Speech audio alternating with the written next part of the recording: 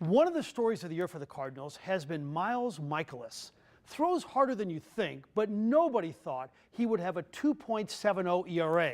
He reminds me of the crafty Bob Tewksbury, who was in town this week promoting his book. In the early 90s, Tewks was an artist on the mound. We sat him down at Left Bank Books.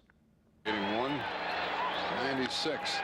Zeal a double play ball. They got one, and the Cardinals still lead. That 92 season, 233 innings, 20 walks, which was the lowest in baseball in over a half a century.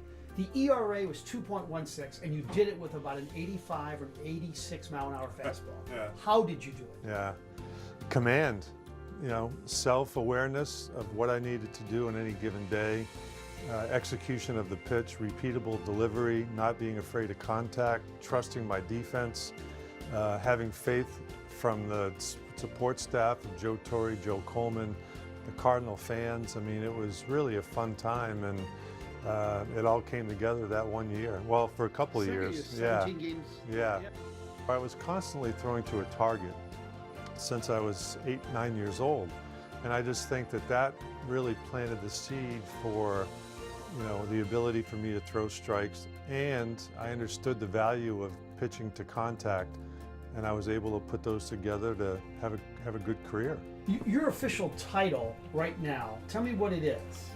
Mental skills coach for the San Francisco Giants. Kind of putting things in perspective, helping them to accept the fact that the game is hard, failure is part of the game, how you deal with that failure is part of it. So it's not a quick fix, it's very subtle. This work is very subtle and it takes time. And I think that's the misconception with some players, is that, players want to feel better now so I can play better now, and it's not that quick. Is this book more helpful for fans, or would it be more helpful for players in the middle of a career? I think it's helpful for anyone. I think that there's stuff in the book that's pertinent to anybody in any field. Certainly will help baseball players, but the things, I had a friend of mine tell me he said it's a book on success with a baseball background. And I thought that was a great compliment, because it talks about resiliency, it talks about things you need to do to be successful. It just happens to be applied to baseball, but it can be done in any field that you have.